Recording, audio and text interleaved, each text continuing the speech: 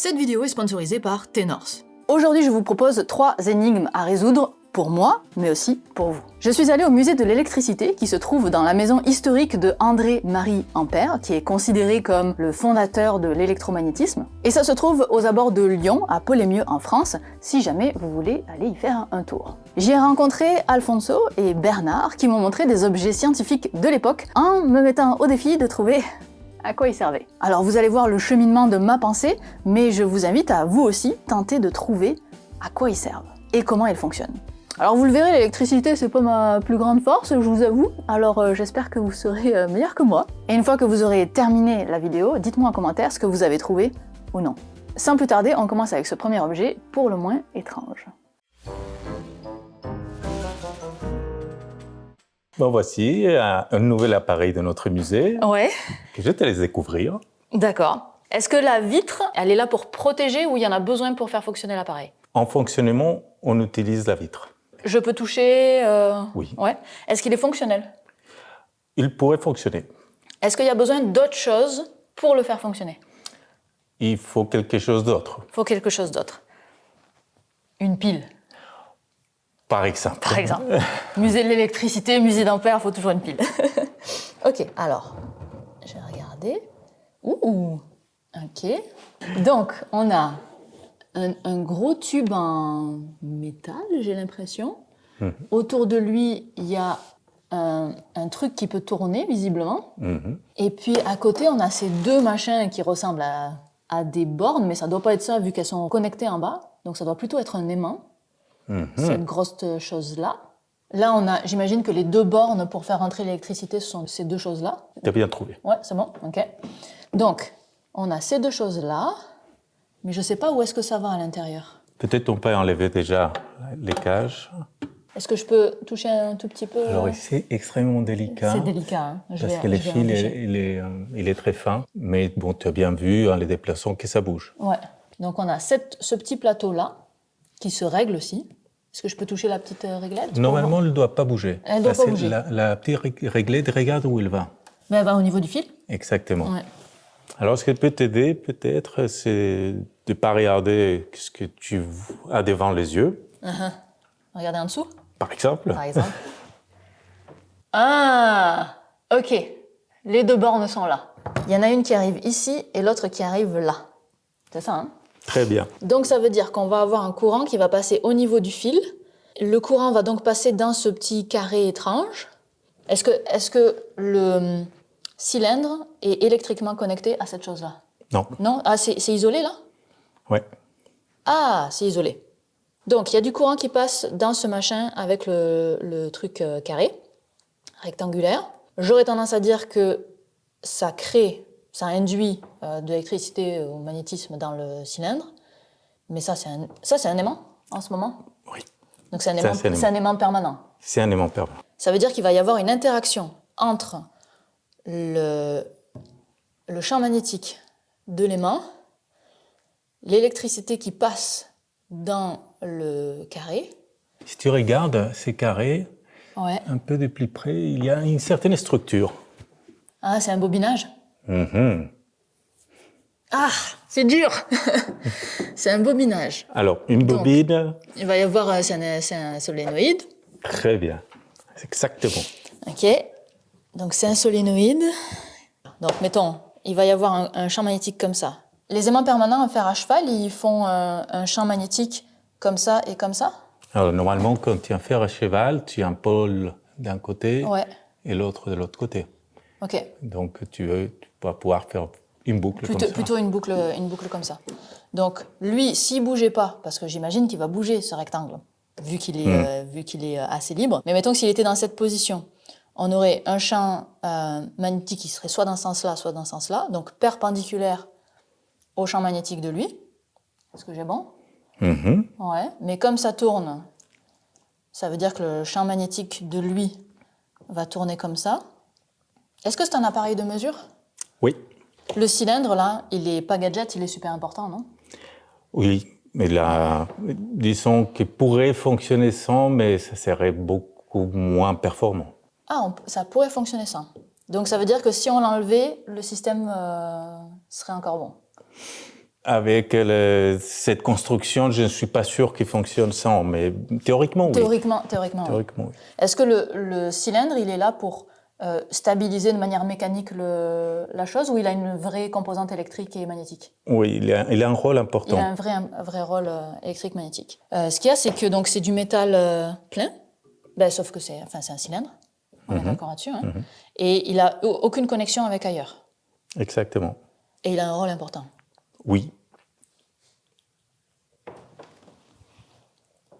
Alors, souvent, quand tu fais des enroulements en solénoïde, tu peux mettre dedans Oui, c'est vrai. Ouais.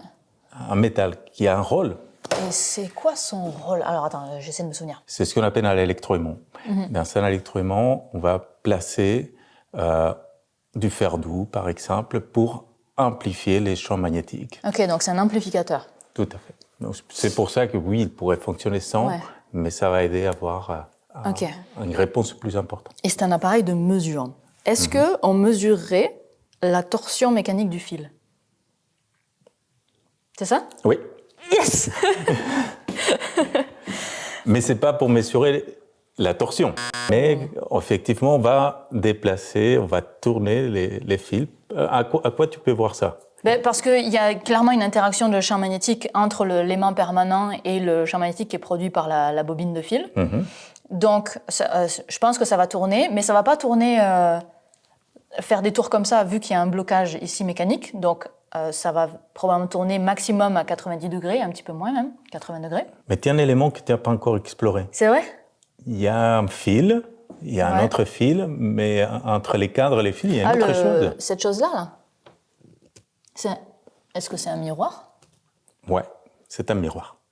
Du coup, c'est pas du tout la mesure de torsion de fil de cette machine. Alors, ça ne sert pas à mesurer la torsion, mais on va entraîner la torsion du fil. Ok.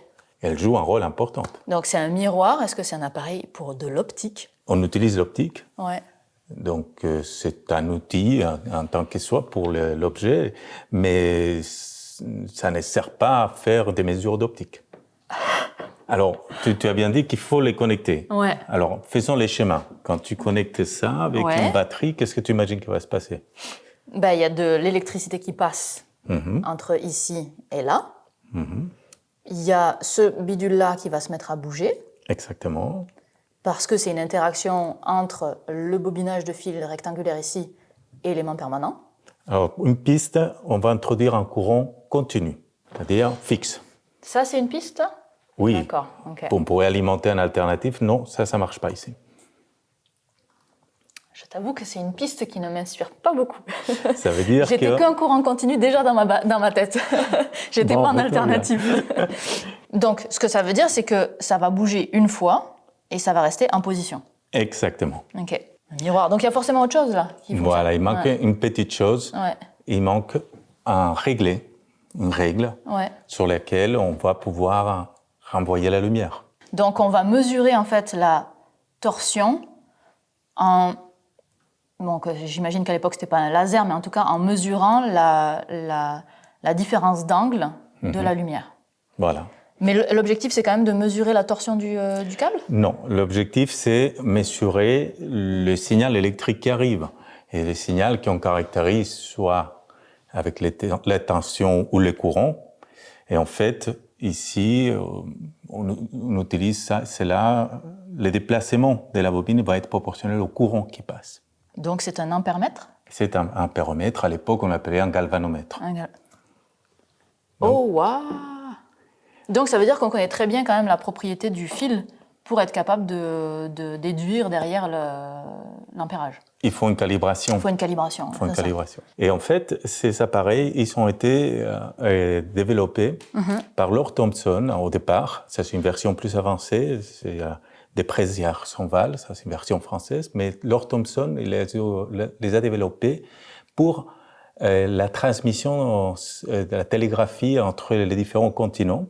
Et quand on a fait la première transmission télégraphique, le signal était très faible. Il fallait l'amplifier et donc il est mesuré d'une façon très fine. Donc il a imaginé ce type de galvanomètre qu'on appelle à cadre mobile. À cadre mobile. Et donc comme ça, on a mesuré la première transmission, il me semble, entre, je ne sais pas si c'est l'Irlande et le Canada. C'est un galvanomètre à cadre mobile, parce que dans la précédente vidéo, il m'a parlé du galvanomètre à cadre mobile, mais ça ne ressemblait pas du tout à ça. Donc il y en a plusieurs... Il y en a plein de versions. Il y en a plein. Ok. Et donc le petit miroir est en fait super important. Pour la mesure, ça permet d'amplifier de façon géométrique les déplacements.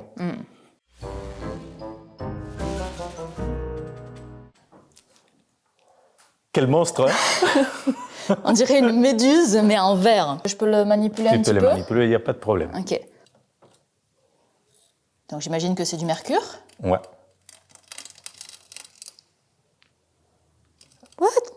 Est-ce que le bruit est normal? C'est juste du mercure ou c'est juste le mercure quand ça... Oui, c'est la chute du mercure. C'est la chute du mercure.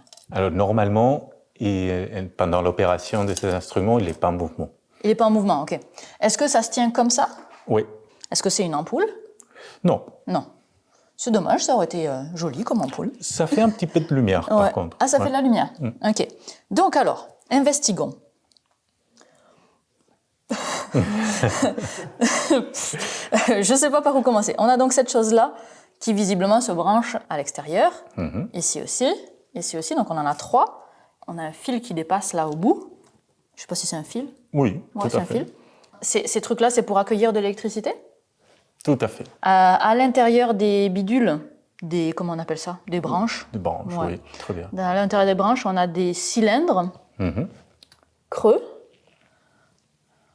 Ok, my God. Plutôt foncé, hein. Plutôt foncé, du graphite, on dit. Oui, tout à fait. C'est du graphite, du charbon. Graphite, charbon. On a du mercure qui trempe en bas. On a aussi ici un truc de graphite, mais lui, il n'est pas connecté. Non. Et c'est normal qu'il ne soit pas connecté? C'est normal. Ok. Bon, disons, il y a une connexion aussi, mais c'est différent des connexions. Ok. Et on en a 3 gros et 3 petits. Mais il y en a un des petits, il a un fil qui arrive et qui survole le mercure. Exactement. La description est vraiment bonne. La description est bonne. Et là, les petits, là, ça a l'air conducteur quand même, cette affaire-là. Est-ce qu'on vient brancher genre une pince crocodile ou un truc équivalent? Ouais. C'est un contact, il faut alimenter aussi. Alors, ça peut fonctionner un certain temps, en tout cas, sans avoir besoin d'utiliser ces 2 électrodes-là. On va dire que ceux-là pour... pince. Mais on a 7 connexions quand même. On a 3 grosses branches, 3 petites branches et le cul. Dans cette version, il y a d'autres versions, il peut y en avoir 2, 3, 6, jusqu'à 12. Est-ce qu'à l'intérieur, c'est de l'air de l'atmosphère ou est-ce que c'est un gaz? A priori, ni l'un ni l'autre. C'est du vide. Voilà, un vide. Ok. Toujours imparfait, mais... Donc il y a du vide à l'intérieur, du mercure. Ça, le mercure, j'avoue que j'ai aucune idée de ses propriétés. Est-ce que c'est conducteur, le mercure? J'imagine que oui. Oui. Et donc... À pression et température ambiante. À pression et température ambiante, mais du coup, on n'est pas à pression ambiante. Oui, on est à basse pression, dans un bon vide secondaire, on va dire. Ok, mais ça ne change pas ses propriétés Non, les propriétés conductrices ne sont pas altérées. Ok. J'imagine qu'on a besoin qu'il soit liquide, sinon on ne l'aurait pas sous sa forme liquide. Ça aide. La propriété d'un liquide... la propriété, comme s'il n'y en avait qu'une. Mais une des propriétés de liquide, c'est que ça peut se déplacer si ça bouge. Est-ce que cette chose-là a vocation à bouger quand c'est en utilisation? Non. Non. Alors, une autre propriété de liquide, c'est que son volume va changer avec la température. Est-ce qu'on s'intéresse à ce genre de... Non. Non. Pas... Pourquoi est-ce qu'on veut un liquide? Est-ce que ça passe en gaz à un moment donné? Oui. Donc, on se retrouve avec du gaz de mercure qui vient tout à l'intérieur. Mais donc, ça veut dire qu'on doit le chauffer pour qu'il passe en gaz. Oui, d'une façon ou d'une autre. Donc, l'électricité, ça vient... Est-ce que ça, c'est une borne ici, et ces 2 choses-là, ça vient chauffer le mercure? Alors, si tu regardes, tu l'as très bien décrit tout à l'heure, cette électrode... Elle survole. Survole. Donc, si maintenant tu mets une différence de potentiel, qu'est-ce que tu imagines qui peut arriver? Quelque chose qui émet de la lumière, c'est une piste. Qui émet de la lumière? Donc, il y a un arc électrique qui se forme? Voilà. Donc, il faut quand même un sacré courant là, qui passe. Oui, il faut alimenter avec une bonne tension ici. Ouais. Et il manque un petit élément pour utiliser cette pointe, c'est qu'il faut l'approcher pour que l'arc se forme. Ah, ok. On utilise un petit aimant pour exciter les mouvements. Et comme ça, on fait des arcs. Et tu fais plusieurs arcs ou l'arc est maintenu en permanence? On fait plusieurs arcs. Plusieurs arcs. Au début de l'opération. Quelle va être la conséquence à ton avis? Donc l'arc, à mon avis, ça... parce qu'on parlait de transformer le liquide en gaz, donc j'imagine que la chaleur de l'arc va permettre de transformer le liquide en gaz. Exactement. Donc on va avoir du gaz de mercure. Alors, gaz de mercure, j'ai aucune idée de ce que ça fait, mais j'imagine que ça vient occuper toutes les branches.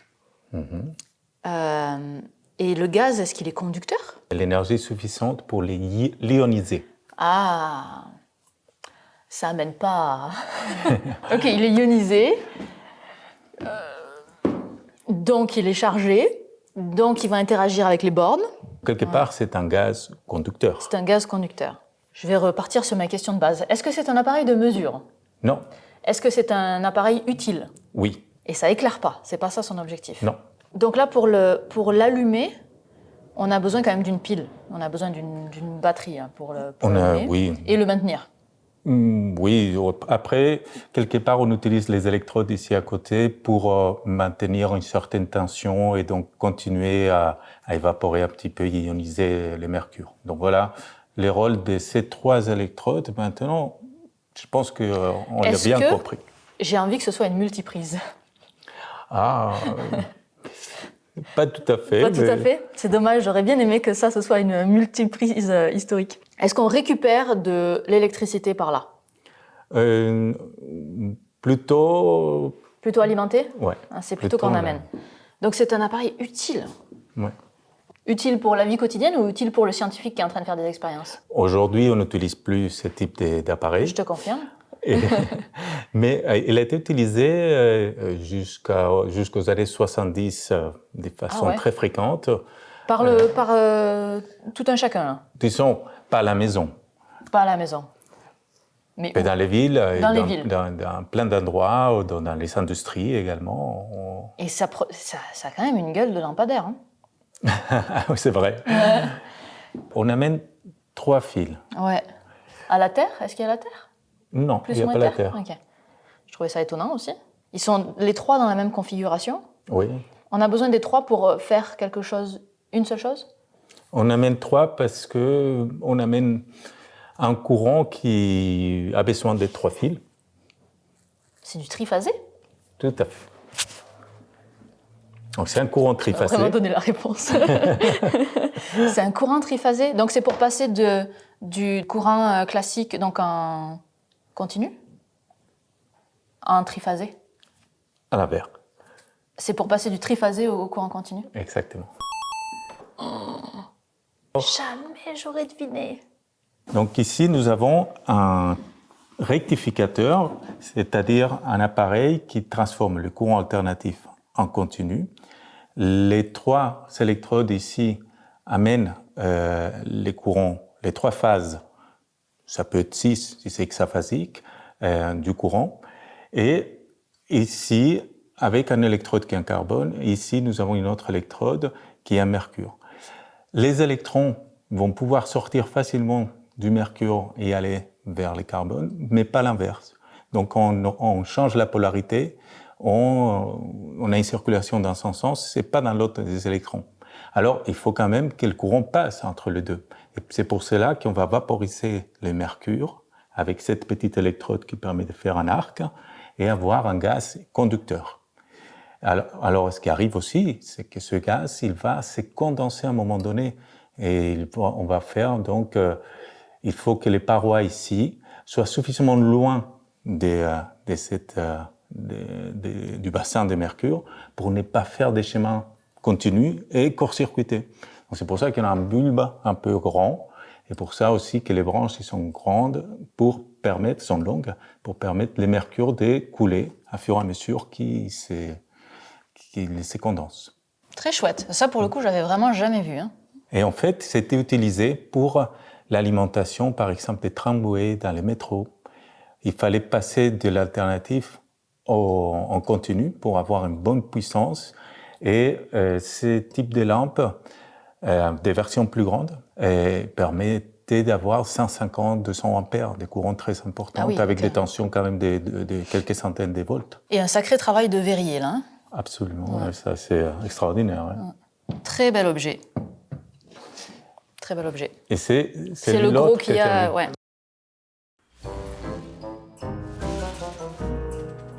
Alors pour terminer, Viviane, nous avons sorti de nos vitrines cet objet. Lampe Soleil Paris. Ok. Est-ce que je peux toucher? C'est pas trop fragile? Tout à fait, on peut le manipuler sans difficulté. Ah.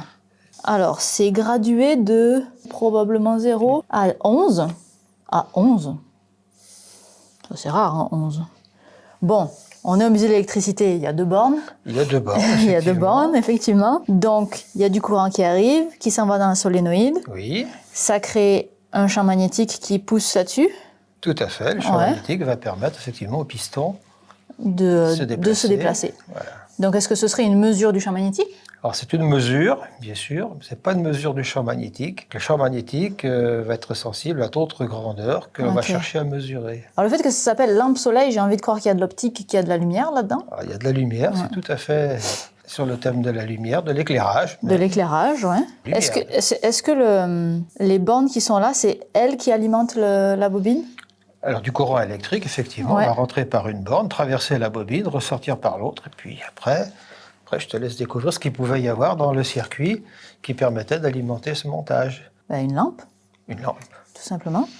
Et donc, ça mesurait l'intensité lumineuse? Alors, c'est effectivement un appareil qui permet d'avoir l'intensité lumineuse, on dira le flux lumineux ou la puissance lumineuse. C'est un luxmètre. Alors, c'est pas un luxmètre tout à fait. Alors, la puissance des lampes électriques, elle a souvent été exprimée avec d'autres grandeurs qu'une puissance électrique ou qu'une puissance lumineuse. Aujourd'hui, on utilise le flux lumineux, mais on a utilisé d'autres unités dérivées à une certaine époque. Le candela? Alors, le candela ou même la chandelle. La chandelle, oui, directement. C'est une unité très ancienne, et ça correspond effectivement à cette unité. De 0 à 11, c'est des unités de chandelle. Voilà, tout à fait. Ça, c'est drôle, par exemple. Et puis, d'ailleurs, ça ressemble à une bougie. Mais alors, je suis pas sûre d'avoir compris. Alors, on a une alimentation électrique et une alimentation du secteur, probablement, avec une tension de 110 volts, qui était une valeur normalisée. On a une lampe d'éclairage, qui est montée en série, qui va être traversée par un certain courant. Ensuite, le courant va pouvoir traverser cet appareil-là, et puis revenir. Et ça, on arrivait, après calibration, on arrivait à savoir quelle était l'intensité de la lumière. Parce que si on changeait une ampoule pour une autre, moins puissante, on n'allait pas forcément aussi... Oui, enfin, on pouvait contrôler la puissance de la lampe d'une certaine manière. C'est-à-dire qu'en fonction de l'intensité du courant électrique qui va traverser la lampe, on va avoir un piston qui va remonter plus ou moins et finalement nous donner sur cette graduation une image du flux lumineux que pouvait émettre la lampe. Qu'on pouvait revalider avec nos yeux parce qu'on voyait bien si c'était plus intense ou moins intense. Voilà. Oh, mais c'est mignon comme petite expérience. Ça servait à quoi de mesurer l'intensité de la lumière? Est-ce qu'il y avait un autre but derrière? C'est important de connaître la puissance lumineuse que peut fournir une lampe. Souvent, on a utilisé l'unité de courant électrique, l'ampère, on a utilisé le watt, qui était la puissance électrique consommée. Mais aujourd'hui, on exprime plutôt le flux lumineux exprimé en lumen. Et à cette époque-là, on avait une référence beaucoup plus simple, qui était la bougie. La chandelle, Voilà, tout simplement. Parfait. Easy. Easy. C'est comme un galvanomètre, un courant. C'est un ampèremètre, un noyau plongeur. Un ampèremètre, un noyau plongeur. Dans la mesure où la grandeur en fait réelle qu'il mesure, c'est l'intensité du courant qui traverse la lampe. Cette vidéo est sponsorisée par Tenors. C'est une plateforme de mise en relation entre des intervenants et des intervenantes et des écoles du supérieur. Donc par exemple, moi qui donne sans arrêt des formations en vulgarisation scientifique, je peux aller sur Tenors, créer mon profil avec mon expertise, mon CV, mes disponibilités, ma localisation géographique, mes prix, etc., toutes les informations nécessaires.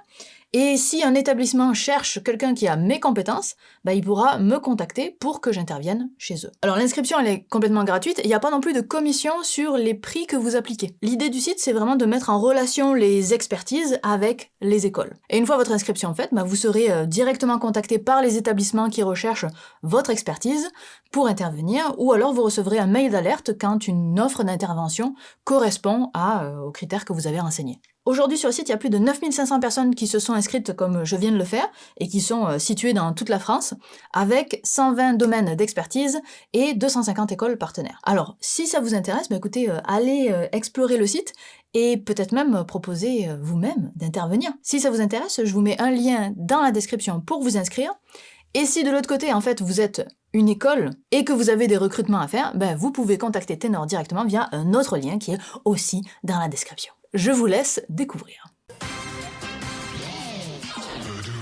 Alors, combien d'objets avez-vous trouvé? Dites-le moi en commentaire que je sache à quel point j'étais mauvaise. Si jamais vous avez aimé ce genre de format, de vidéo, je vous renvoie à la précédente qu'on avait faite sur à peu près le même thème, et donc vous pourrez là aussi essayer de deviner. J'espère que cette vidéo vous a plu et vous a peut-être donné envie d'aller visiter le musée. Allez-y, ça regorge d'objets, il n'y en a pas juste 3, je vous le jure, il y en a vraiment beaucoup. C'était un beau lieu historique avec vraiment beaucoup de choses à y voir. Et alors, si jamais vous avez des objets, des choses matérielles dont on pourrait essayer de deviner la fonction, n'hésitez pas à m'écrire pour les proposer. Et il n'y a pas besoin que ce soit des objets historiques, d'ailleurs, ça peut être, du moins que c'est matériel et qu'il y a des choses à deviner, ça me convient.